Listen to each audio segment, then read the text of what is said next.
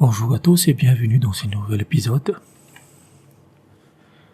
Récemment, j'avais fait un podcast sur la tiers-mondisation de la Californie sur l'énergie et comment le néolibéralisme et l'écologisme avaient créé des blackouts typiques des pays pauvres dans un État américain qui serait la 5e économie planétaire si c'était un pays indépendant. Et j'avais murmuré que la même chose pourrait se produire en France, mais je ne pensais pas qu'on arriverait au même merdier en aussi peu de temps. Les prix de l'électricité flambent, c'est une évidence.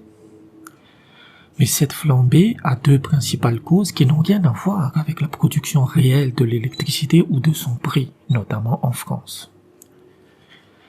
Ainsi, l'Europe, dans sa bêtise, a créé un marché commun de l'énergie où plus de 35 pays partagent leur production d'électricité et utilisent une bourse de l'énergie pour fixer les prix.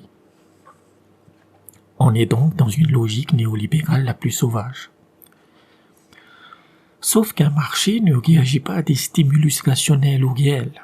Il réagit surtout à l'appât du gain et au comportement des autres investisseurs. Le marché commun de l'énergie considère l'électricité comme une marchandise comme une autre, et non un bien commun ou un droit fondamental.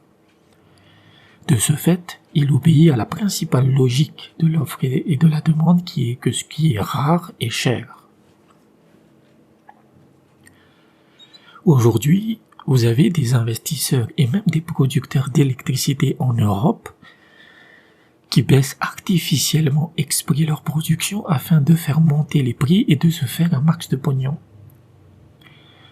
En Californie, les opérateurs d'Enron allaient même jusqu'à inciter les producteurs à être, entre guillemets, créatifs pour justifier une baisse de la production d'énergie.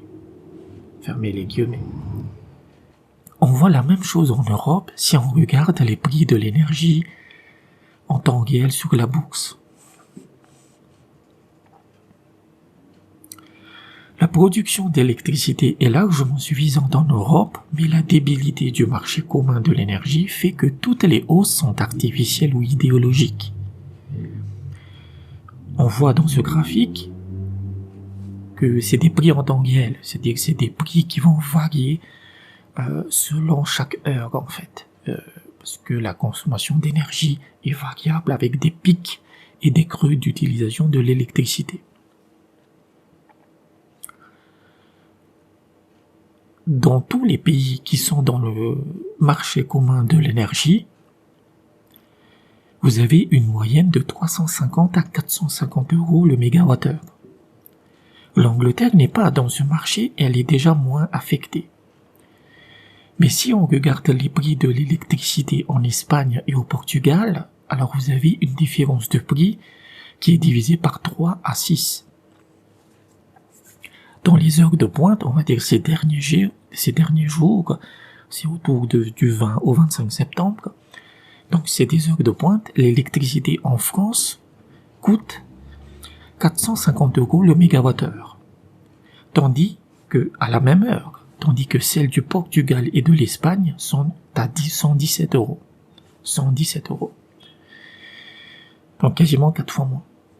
C'est normal, l'Espagne et le Portugal ne sont plus dans le marché commun de l'énergie et donc on voit immédiatement que la hausse est provoquée par la spéculation et non la production réelle de l'électricité. On pourrait croire que cette hausse est due au prix du gaz, du fioul ou du charbon. Cependant, ce n'est pas vrai, car l'Espagne produit son électricité à partir de combustibles fossiles à hauteur de 40%, tandis que le Portugal carbure au charbon à hauteur de 75%. Cela signifie que même la hausse des prix du gaz et du charbon n'explique pas la hausse des prix de l'électricité, puisque si c'était le cas, leur énergie devrait être bien plus chère que celle de la France, alors que c'est l'inverse. De plus, la France peut s'en foutre de cet aspect puisque son électricité est produite à quasiment 70% par le nucléaire. Et le prix de l'uranium n'a pas beaucoup augmenté comparé à celui du gaz ou du pétrole. Sauf que débilité suprême de l'Europe, le marché commun de l'énergie homogénéise le prix selon le principal combustible qui est utilisé dans l'espace européen, à savoir le gaz. Ce qui fait que la France est dans une absurdité totale, où le prix réel de son électricité est autour de 50 € le mégawattheure, mais elle l'achète à 400 € et plus selon la sainte volonté du marché. Il n'y a que les dirigeants français qui peuvent être aussi soumis et heureux de détruire la France pour accepter une telle merde. Les abus de l'entreprise Enron ont provoqué un effondrement de la Californie dans les années 2000 et de nouveau une crise de l'énergie à partir de 2018.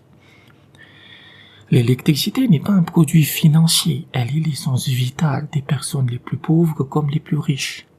Si vous la découpez en tranches et vendez les plus beaux morceaux, alors vous provoquez un véritable génocide sur le long terme.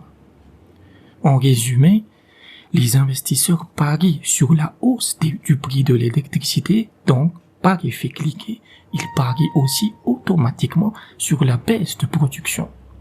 Et si la baisse n'est pas naturelle, alors on peut tout à fait abaisser parfois le levier sur off, comme le demandaient les crapules d'Enron à leur époque. C'est fou de voir une telle stupidité et un tel aveuglement idéologique. C'est vraiment insensé. Donc, merci d'avoir écouté cet épisode. Et n'hésitez pas à aussi me soutenir sur Patreon, je mettrai le lien dans la description. À très bientôt.